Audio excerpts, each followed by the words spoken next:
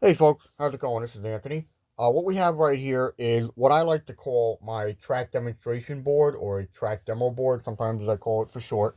Basically, what it is, or really all it is, very, very simple. It's a straight out, straightforward, straight up visual aid or a visual guide for showing anybody really or helping anybody in general, mostly the general public, not just people who are into this hobby, but helping people to see and understand some of the different brands, different types, different styles, different varieties, and as I said, brands and manufacturers of three-rail O-gauge track systems.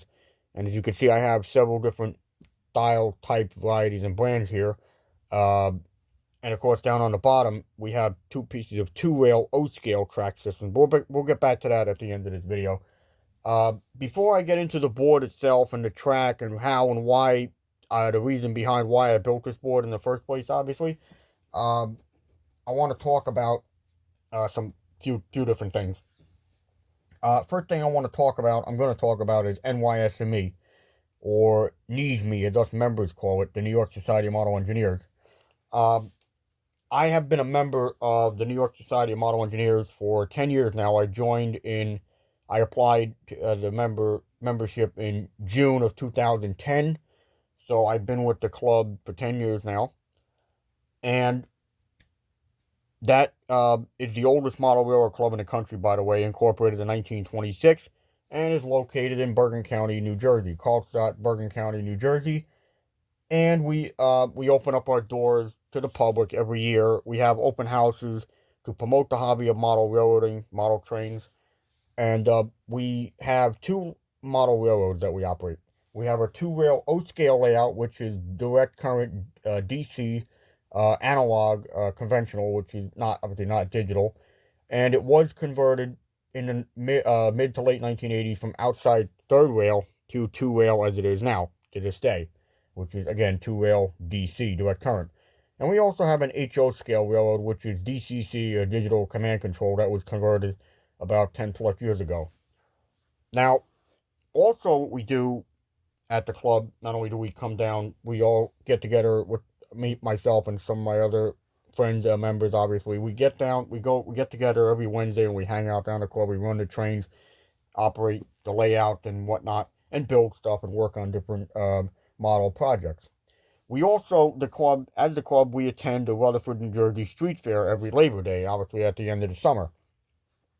And at the street fair, we have a booth to promote the club, promote the hobby of model railroading again, and we sell T-shirts, baseball caps with the club logo on them, and we display some of our kit models that are scratch built and kit built models that date back from the 1920s all the way up to the present day.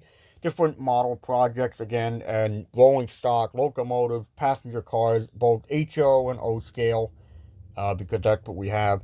And we also, believe it or not, we have a small portable N-scale layout that is just a single track loop, very, very basic, that we bring back and forth from the club and to the street fair. So that's basically the reason why I built this here board in the first place. It basically was for. I can, however, display this at the club during the open house behind the glass in the showcase. But again, getting back to the street fair, this is the reason why I built this board. And in just a moment, I'm going to talk again about how I built it and what's on it, and we'll get right to that in just a second. Okay, so now we're going to talk about how I built this board. Basically, what the oldest board is a straight out bare piece of plywood that I spray painted with green, dark green Rust-Oleum paint to give the illusion that the track is on a look like what it would look like on a real train layout, to give it more, make it more interesting and attractive, and make it look more convincing. And of course, the people, like I said, at the street fair, as I just mentioned, would understand, and they can learn about the different brands and types and varieties of three-rail O-gauge track system. Because obviously back in the day, most people had, in the pre-war, tinplate, pre-war, post-war years, they had Lionel toy trains. And what they had mostly, really, back in the day, they had Lionel tubular track. And I took, getting back how I built the board, I took P-Touch labels and I labeled each piece of track with the title, the brand, and the type and the style of track. And now we're going to talk about the, on the left hand side of the board here, we're going to go talk about first, obviously, the Lionel Tubular, which is the most famous and recognizable toy train track ever made. And what we have right here is obviously 027 variety and the standard O gauge variety, or standard O as it just says right there. And of course we have Lionel Tubular, so spells out what it is. And then of course we, like I said, the 027, the low profile tubular rail, lower height track with the brown ties, and the standard O gauge variety with the higher profile, larger profile rail and the black ties. And of course you got the 3 pins on one end and the holes on the other end. And I like tubular track a lot. I really do. And by the way, Lionel has dropped production of this tubular track, of the tubular track itself. It's pretty amazing to see them do that, because this track system has been around for, gosh, 100 plus years. And it's really amazing that they did that. But I believe they did that because nobody is using it. If I was going to build a toy train O gauge layout with tin plate pre-war or post-war trains, obviously, I would definitely recommend tubular track, either variety, of course. But that's the reason why I like tubular track, because I find it to be nostalgic, and it's very attractive from a far distance. That's just my personal opinion, how I feel about it. But it's not the most realistic. I mean, it can be made to look fancy, like with balsa wood ties that you can put in between these two gaps here. Obviously, the spaces rather, but that's all a matter of personal preference to the modeler or the operator, whatever they want to do with that. And now we're going to talk about the other, the later brand of Lionel track, which is obviously Fast Track. And then this has the pre-road bedded, as I like to call it.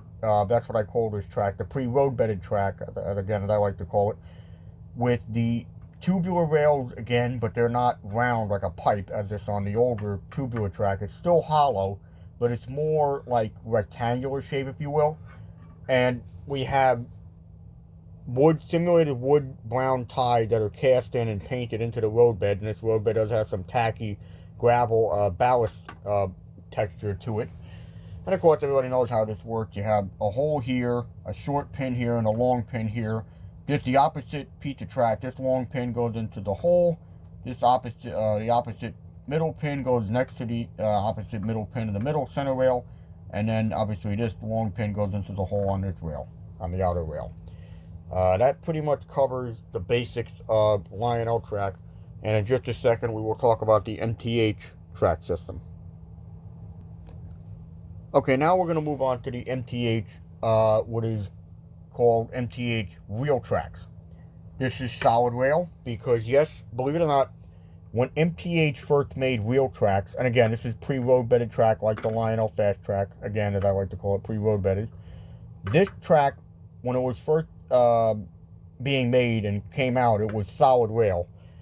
And I really like this for, if you were going to use a pre-road bedded track, I would probably go with this, but they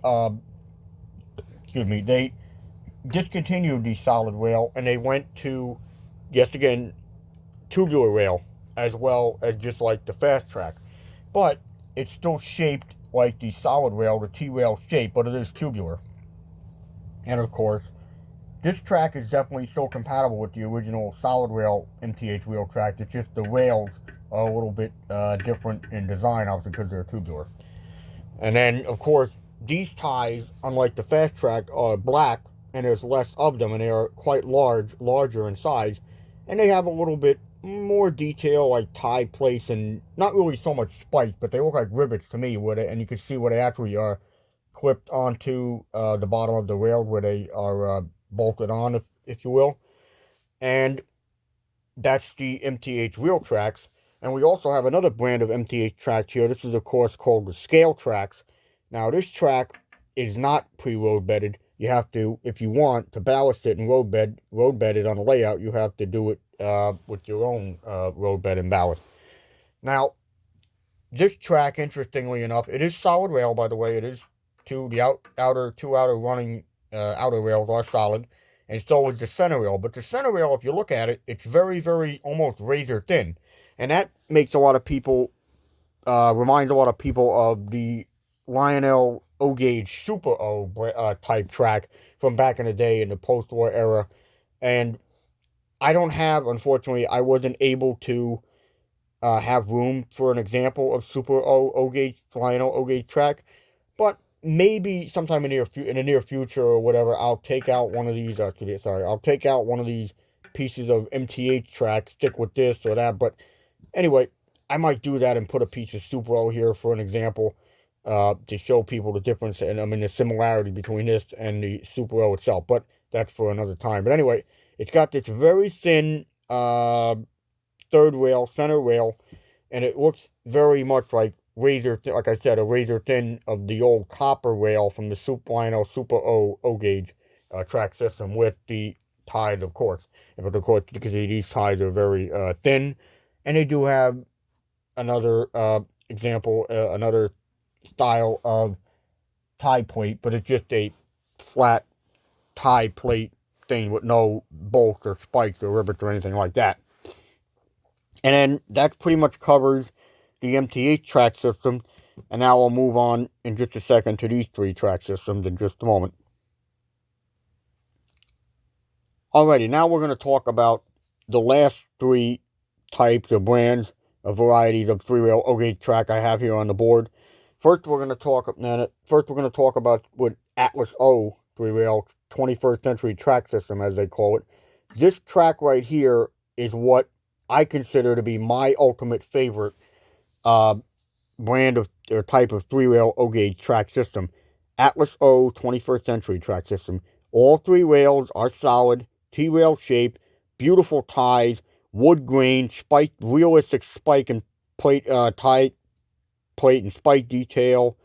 Very, very gorgeous, prototypically sized brown ties. And again, they do have the wood grain to them. Now, this again is like the scale tracks. It's not pre-road bedded. You have to put your own road bed and your own ballast, obviously. And this is, again, my personal absolute favorite. Even though it's not 100% built to scale, but it's for three-rail operation, it's my ultimate favorite. Sweet looking track. When I build my three-rail O-gauge scale high rail layout in my basement eventually, this is the track system that I will be using. And then, of course, you can also buy, in the flex track system variety only, simulated concrete ties instead of the wood ties. And that is what the Atlas track looks like, and I absolutely love it. It is my favorite. But there isn't really a bad brand of track here. It's just whatever you like is what, obviously, a matter of what you want and what you need. So that takes care of the Atlas O brand. And then we also have what is called Ross custom switches. And obviously they are famous for making switches. And I'll be right back in just a second with that. Okay, we're back. Now we're going to talk about Ross custom switches. Ross custom switches is known for making, obviously, O-gauge switch track systems. And they are known to be very, very nice. I don't own any switches of any O-gauge switches of any kind, but I've heard lots of great things about the Ross brand. So, what this is, basically, is a piece of Ross custom switches O-gauge track. Rails are tubular again, but they are T-rail shaped, like the MTH tubular rail wheel tracks. But obviously, this is not pre-road bedded track. And we have real wood ties with hand spiked real wooden ties. And of course, that looks really, really nice. The ties are a little bit larger than they are on the Atlas O and the scale tracks and whatnot, but they are really nice hand spiked wood ties. And then, of course, we come to the last brand type, a variety of three-rail O-gauge track on this board, which is most famous, Gargraves.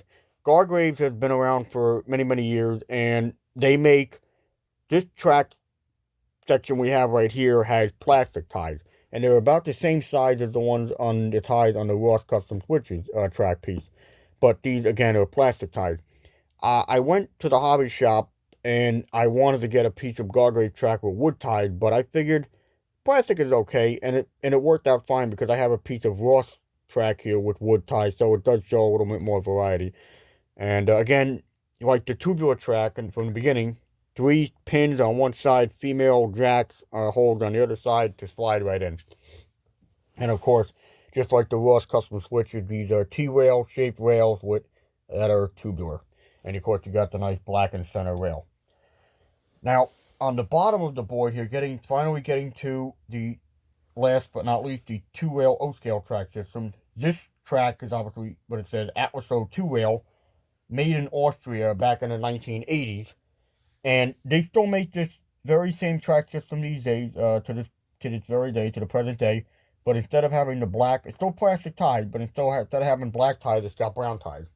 And it is fully compatible. It's just a little bit different. And again, that's made in Austria in the 1980s, whereas now, obviously, like everything else, is made in China.